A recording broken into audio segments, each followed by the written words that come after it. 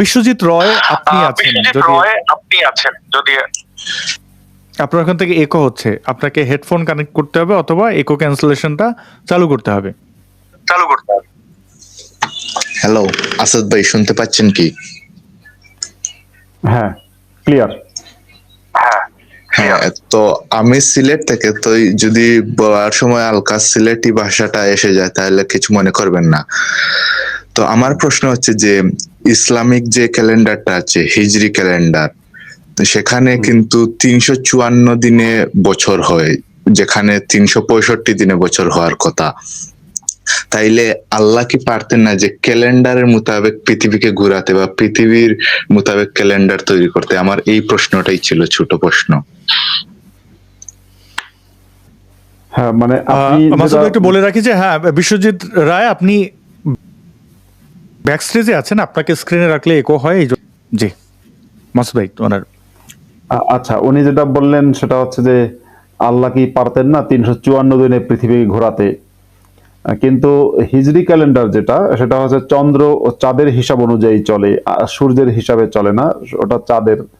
এখন চাঁদের কিছু ব্যাপার আছে, চাঁদের উদয় হওয়া, চাঁদের আপনার চাঁদের কিছু বেনিয়ম আছে কিনা আমি জানি না, যে কারণে সূর্যের যেরকম একটা নির্দিষ্ট নিয়মে সূর্যের হিসাব নিকাশ থাকে, যে কারণে আমরা জানি যে 2000 ধরেন, আজকে হচ্ছে 2025 সাল, এখন 2027 সালের আগস্টের ধরেন 14 তারিখে কোন বার হবে সেটা কিন্তু আমরা এখনই ভবিষ্যতের ক্যালেন্ডার দেখে বলে দিতে পারবো।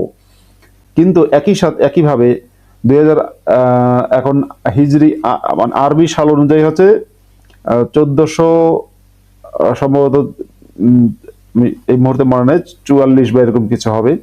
যাই হোক, তো আরবি যে হিজরি সাল আছে, হিজরি সাল অনুযায়ী এখন থেকে 2 বছর পরের কোনো একটা দিন যদি বলি, ধরলাম আমি শাওয়াল মাসের 10 তারিখ ধরলাম, শাওয়াল মাসের 10 তারিখে আসলে কোন বার হবে সেটা এখন ক্লিয়ার করে বলা যায় না। এমনকি এটা যেহেতু চাঁদ উঠলে, দেখবেন যে বাংলাদেশেও দেখা যায় চাঁদ উঠলে।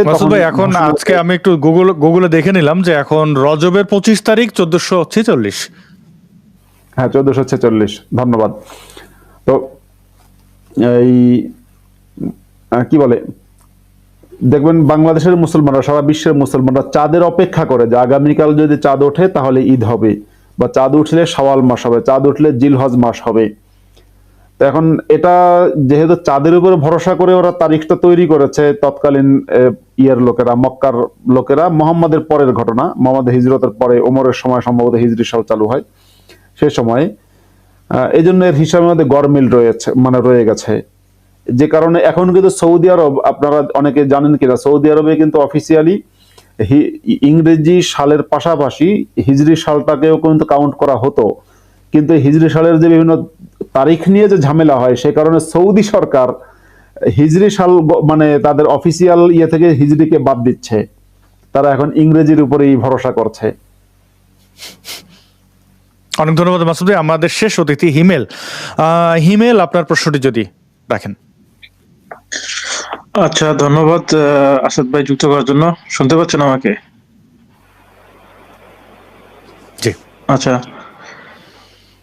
হ্যাঁ, আমার কোয়েশ্চেনটা ছিল ওই যে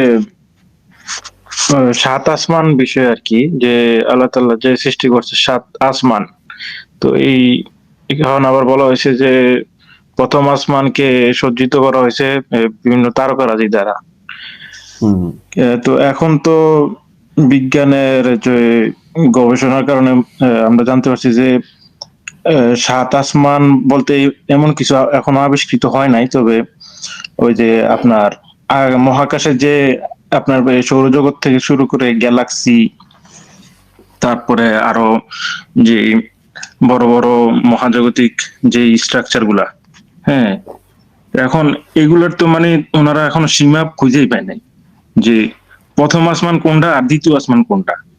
তাইলে এটা কিভাবে মানে আমরা বুঝতে পারবো যে এটাই যে প্রথম আসমান, বা এখানেই 7 আসমান কিনা, সবকিছু এখানেই কিনা? ধন্যবাদ হিমেল, আপনার প্রশ্নটা আমি বুঝে পেয়েছি। আপনার প্রশ্নের থেকে কোরআনের দুটো আয়াত আমার মনে পড়লো। একটা হচ্ছে সূরা আল মুলক সেখানে আছে ওয়ালাকাদ যায়্যান্নাস সামা আদ-দুনিয়া বিমাসাবিহা ওয়া জাআলনাহা রুজুমান লিশ-শায়াতিন ওয়া আ'তাদনা লাহুম আযাবাস সাঈর। যেখানে মুহাম্মদ আল্লাহ বলছেন যে আমি পৃথিবীর নিকটবর্তী আসমানকে সজ্জিত করেছি বিভিন্ন বাতি দ্বারা, এবং সেই ওয়া জাআলনাহা রুজুমান লিশ-শায়াতিন, সেই বাতিগুলোকে আবার শয়তানকে তাড়ানোর এই উপায় হিসেবে গ্রহণ করেছি। আর এছাড়া সূরা সফের মধ্যে আছে, যে সূরা ইয়াসিনের পরে সূরা ওয়াস-সাফাতিস সাফা, সেই সূরার মধ্যে আছে ইন্না যায়্যান্নাস সামা আদ-দুনিয়া বিজিনাতিনিল কাওয়াকিব, যে আমি পৃথিবীর নিকটবর্তী আসমানকে সজ্জিত করেছি বিজিনাতিনিল কাওয়াকিব, বিভিন্ন তারকারাজির সৌন্দর্য দিয়ে সুসজ্জিত করেছি। আবার কোরআনের মধ্যে আরেকটা আয়াতে আছে আল্লাহুল্লাযী খালাকা সাবআ সামাওয়াতি ওয়া মিনাল আরদি মিসলাহুন্না, আল্লাহ যিনি সৃষ্টি করেছেন 7টা আসমান, অর্থাৎ 7টা আকাশ, এবং জমিন থেকেও সমপরিমাণ, মানে 7 আসমান এবং 7টা জমিন আছে। আসমান 7টা, জমিন 7টা। এবার জমিন বলতে বোঝানো হয়েছে পৃথিবীর আমরা যে পৃথিবীতে আমরা বসবাস করি, যে পৃথিবীর সারফেসের উপরে আমরা বসবাস করি, এটা হচ্ছে জমিন। 7 জমিন মানে হচ্ছে যে আমাদের পৃথিবীর নিচে আরেকটা পৃথিবীর মতো জমিন আছে, তার নিচে আরেকটা, তার এরকম করে করে 7টা। এখন সেই 7টা বিজ্ঞানীরা কোথাও কেউ কিন্তু খুঁজে পায়নি। একই সাথে 7 আসমান, যেটা ভাই প্রশ্ন করলেন, 7 আসমানকেও কিন্তু কেউ খুঁজে পায়নি।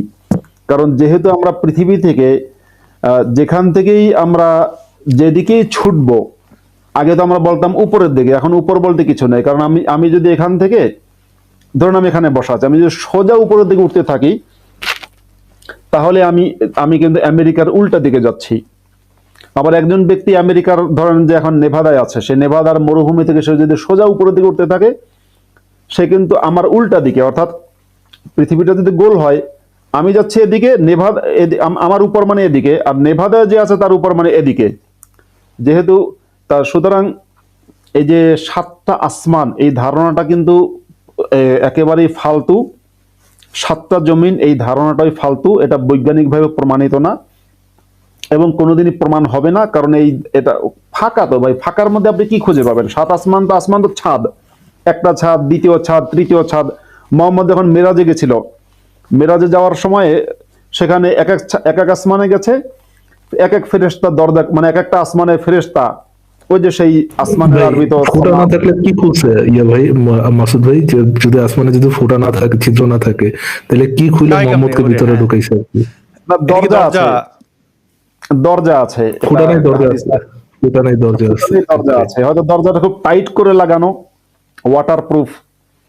তো যাই হোক, সে আমি যেটা বুঝলাম মাসুদ ভাই, যে কল্পনার কলা কেমনে খায়। ধরেন আমারে কলা কল্পনা করতে গেলে আমি তো হলুদ কলাই ভাববো, আবার যদি রান্নার কলা তাহলে কাঁচকলা সবুজ।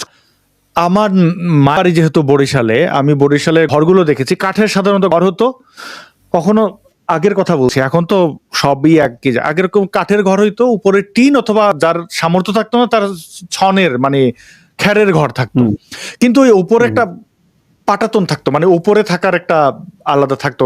যাদের একটু টাকা পয়সা বেশি তারা ঝুল বারান্দা দিয়ে ঘর বানাইতো, তাই না? কিন্তু সেই উপরে ওঠার জন্য একটা ঝাঁপ থাকতো, তাই না? একটা ঝাঁপ।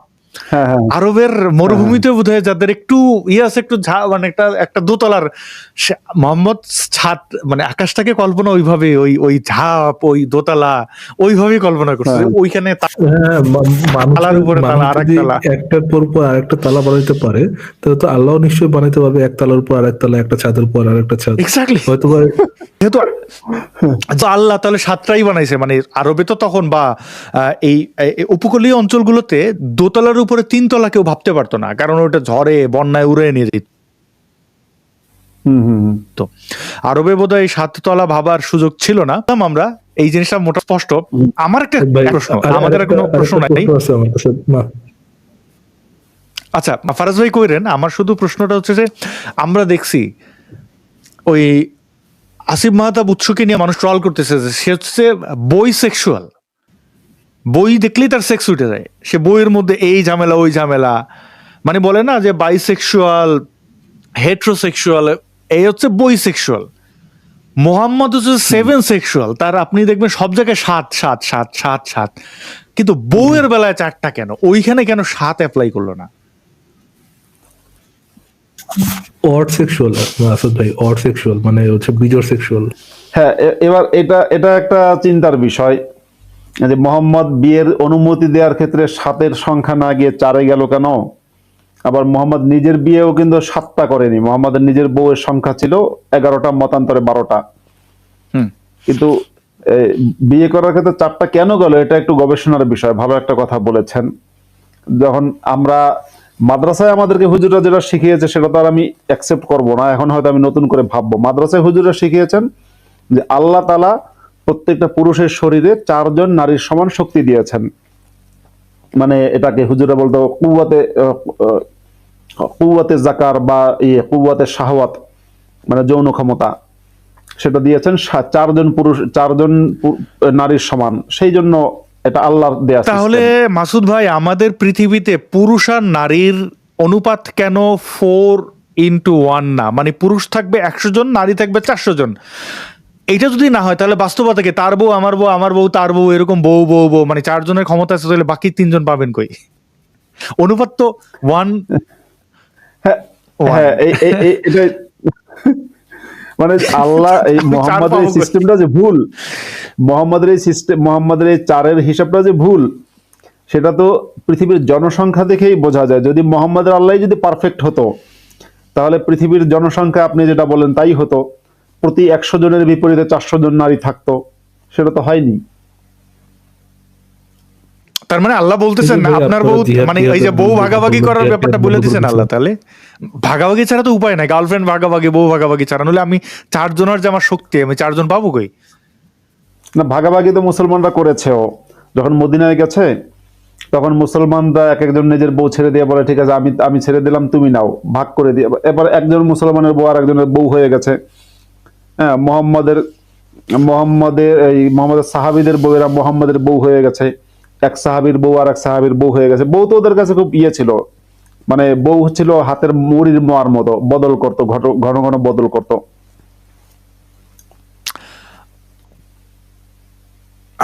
ঠিক আছে, আর কি বলি ফারাজ ভাই, যদি আপনি যুক্ত করতেন। আমি দুঃখিত তখন আপনাকে থামাই দেওয়ার জন্য। হ্যাঁ, আমার একটা প্রশ্ন ছিল মাসুদ ভাই, যে আপনি প্রথমে যে একটা আয়াত বললেন কোরআনের আকাশ নিয়ে, যে প্রথম আকাশকে হচ্ছে তারকা দ্বারা সুসজ্জিত করেছেন এবং সেটাকে ব্যবহার করেন শয়তানকে বা জিনকে মারার জন্য।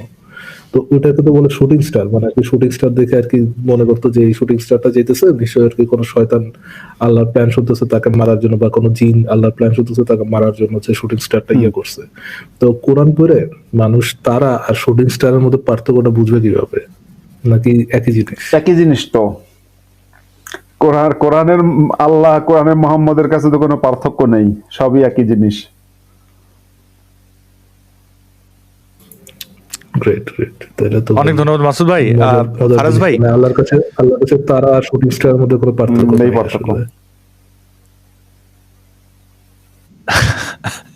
বিজ্ঞান পরতে বিজ্ঞান ভাই, 80% মিলে গেছে, 20% মিলা শুধু বাকি। হ্যাঁ, আসলে আল্লাহ আমাদের সবাইকে বোঝার তৌফিক দান করুন। আর কি বলতে পারি? আমাদের মধ্যে হিকমতটা নাই ভাই, প্রচুর পরিমাণ হিকমত লাগবে না। আচ্ছা আসাদ ভাই, আমার একটা হ্যাঁ। প্রপোজাল ছিল। জি। আমার একটা প্রপোজাল ছিল আসাদ ভাই, আপনারা তো একটা লাইভ শুধুমাত্র মুমিনদের নিয়ে করতে পারেন। আপনারা তো বলতে পারেন শুধুমাত্র যারা মুমিন হবেন তারা যুক্ত হবেন, এবং আপনারা শুধুমাত্র মুমিনদের সাথে মানে 2 ঘন্টা যদি দেন, 2 ঘন্টা আপনারা শুধু মুমিনদের সাথে কথা বলতে পারেন, রেদার দ্যান যে আমাদের সাথে অ্যালাইড যারা, আমাদের চিন্তাধারার সাথে যারা, তাদের সাথে কথা বলে তো আসলে কোনো বেনিফিট নাই আর কি। তো মুমিনদের সাথে কথা বললে হয়তো আমরা নতুন কিছু জানতে পারবো, কোনো একটা বুদ্ধিভিত্তিক চর্চা হবে, বিতর্ক হলে আমরা বুঝতে পারবো যে কোন পজিশনটা সঠিক। প্রস্তাবটা ভালো, কিন্তু দেখেন একটা সমস্যা হচ্ছে ফারাজ ভাই, এই মুমিনদের মধ্যে যারা ধরেন ইয়ের মতো, এটার নাম, ওই লোকটার নাম হচ্ছে মিনার, মুশফিক মিনার মতো, যারা মোটামুটি জানে আর কি, ইসলাম জানার চেষ্টা করে, তারা তো ভয় যুক্ত হয় না ধরা খাবে বইলা। আর যারা যুক্ত হয় তারা জানে না, সে ইমোশন নিয়ে আসে যে আজকে মুফতিরে উল্টে দেবে। এখন এখানে মুফতি সাহেব, তিনি তো অন্তত পক্ষে দেখেন তার সাথে কথা বলতে গেলে তো তার কিছু জানতে হবে। এখন উনি একটা সুরার কথা বললেন, সে সে একটা ধরেন ওই বুড়ির কাটা দেওয়ার গল্প না, বললো যে তোলে ওইটা কেমনে হইলো। এই কারণে আমরা ওই চেষ্টাটা করছি, কিন্তু এই যারাই যুক্ত হন মুমিনদের অবস্থা তো দেখেন, তাদের তো কথা বলার ওই কোয়ালিটিটা নাই। অন্ততপক্ষে একটা মানুষ ইসলাম না জানতে পারে, কিন্তু সে তার ধর্মকে অনেক স্মার্ট ওয়েতে কিন্তু ডিল করতে পারে। আমরা কিন্তু স্মার্টদের সাথে, যারা একটু ভদ্রভাবে কথা বলে, তাদের সাথে পূর্ণ সম্মান, তাকে শ্রদ্ধা জানাই আমরা ই করি। যেমন এই যে বিলাল ভাই, মুফতি বিলাল ভাই তিনি একজন সাথে যেরকম মুফতি, তার করেছে। সাথে ইয়েস এই যে আজকে বিলাল ভাই আসেন নাই, দেখেন আমরা কিন্তু অপেক্ষা করছি, কিন্তু এখানে একটাবার বলছে যে মুফতি বিলাল ভাই আজকে ভয়ে আসেন নাই, বা মুফতি বিলাল ভাই কই সাহস থাকলে আসেন। আমরা কিন্তু অশ্রদ্ধা কাউকে করি নাই। তার জীবনে সমস্যা থাকতেই পারে, তাকে তিনি যতক্ষণ স্ক্রিনে থাকেন দেখছেন এমন মানে পূর্ণ সমর্থন শ্রদ্ধা। এখন এটা তো করে না। তবে ফারাজ ভাই আপনার প্রস্তাবটা ভালো। আমরা যেটা করতে পারি, এই গণহারে এই এদেরকে ইয়া না করে এরা আইসা দেখে ভাই মোহাম্মদ দেখে দেন, আপনি কেমনে তাদের ডিল করবেন। তার চেয়ে বরং আমরা দেখি মাওলানা মুফতি যারা আছেন, ছোট মোহাম্মদ, মাওলানা মুফতি যারা আছেন আমাদের এই লাইভে প্রথম করছেন। ভালো ভাই, ওটাও ভালো আছে ভাই যে ওই মোহাম্মদ অ্যাটলিস্ট আল্লাহ আকবার বলে ফুটে যায় না, তাই তো আরেকটা ঝামেলা ছিল।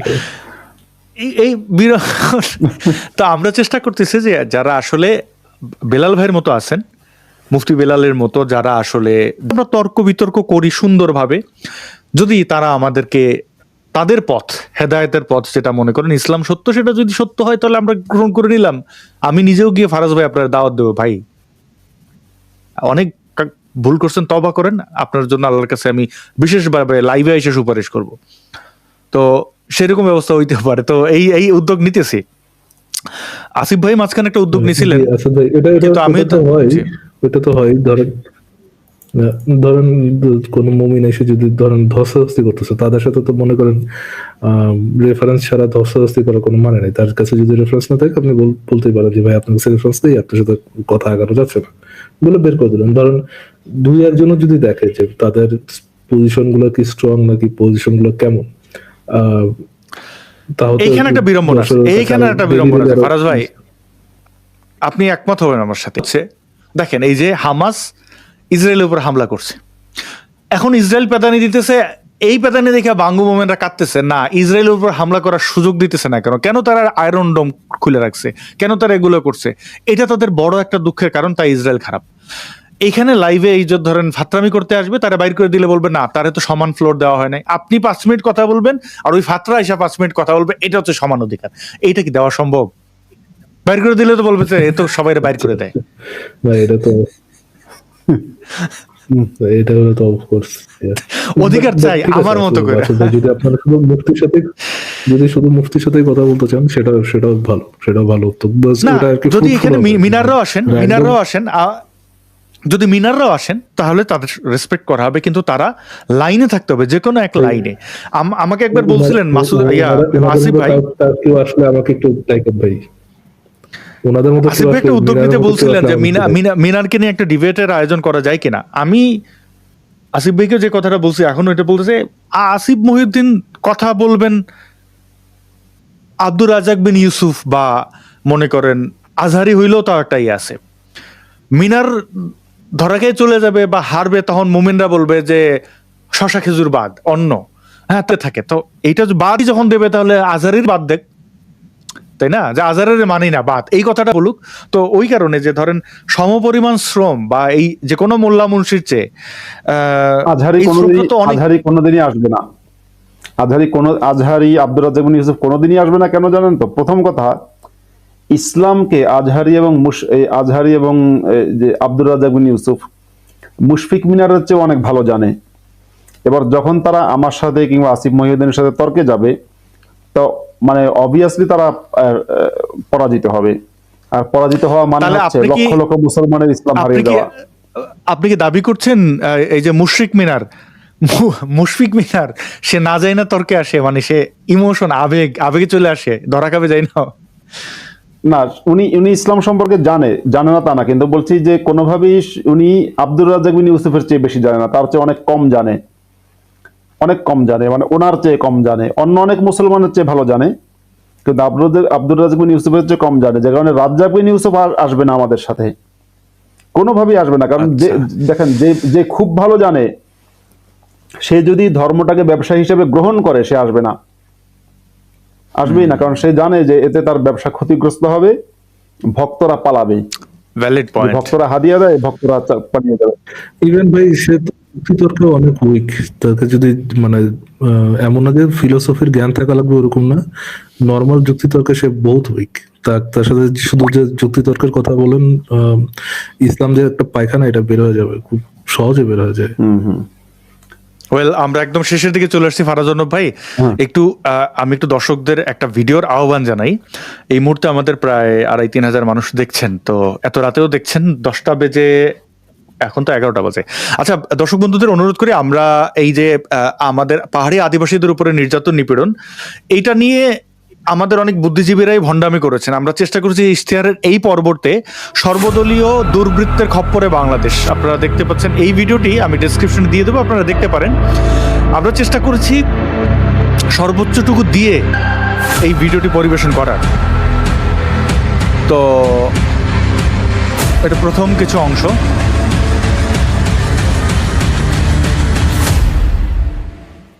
আমাদের দেশটা সর্বদলীয় দুর্বৃত্তের খপ্পরে পড়েছে না, আজ কিংবা গতকাল অথবা 6 মাস আগে আমরা এদের খপ্পরে পড়েছি, বিষয়টা এমন নয়।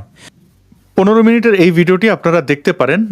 দেখার জন্য কিভাবে দেখবেন, কমেন্টে আমি লিংক দিয়ে রাখছি এবং এই ভিডিওর ডেসক্রিপশনে লিংক দিয়ে রাখার চেষ্টা করব। আপনারা যদি ইশতেহারের সাথে থাকেন তাহলে আমরা আরো বেশি অনুপ্রাণিত হই, আরো অনেক অনেক মানে অনেক অনেক গভীরে কাজ করার ইচ্ছা আছে। গভীরে কাজ বলতে কিরকম, যেমন আমরা এখানে অনেকগুলো পর্ব থাকবে, অনেক অনেক ধরনের বিষয় থাকবে। এই জনরাগুলো এখন আর না বলি, এখানে কৌতুক থাকবে, এখানে ইসলামের ইতিহাসের আসলে একদম নির্মোহভাবে উপস্থাপন করা, আমাদের দেশ, রাজনীতি, বিজ্ঞান ভিত্তিক সবগুলো অঙ্গনে যারা এক্সপার্ট তাদের ইয়ে থাকবে। আমি আপাতত উপস্থাপনায় আছি এবং সামনে আরো অনেক নতুন মুখ দেখবেন, আমরা সেই লক্ষ্যে কাজ করছি। হয়তো এখানে মানে আপনারা অনেক কিছু দেখবেন যেটাতে আপনারা চান।